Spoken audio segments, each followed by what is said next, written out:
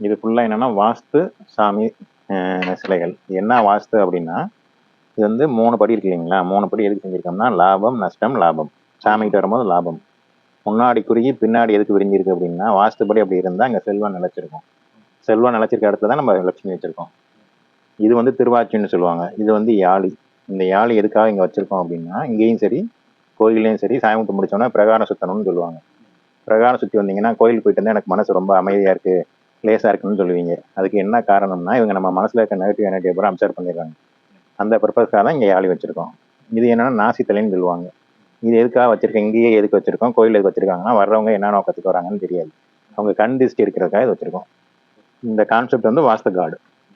இதுதான் வந்து பேஸ் கோயிலுக்கு. ஆமாம் ஆமாம், அதான் இது. மீனா ஹேண்டிகிராஃப்ட், மதுரை மீனாட்சி அம்மன் கோயில் மேற்கு கோபுரம் அருகில் 43 தானப்பு முதலி தெரு, 2வது மாடியில், மதுரை.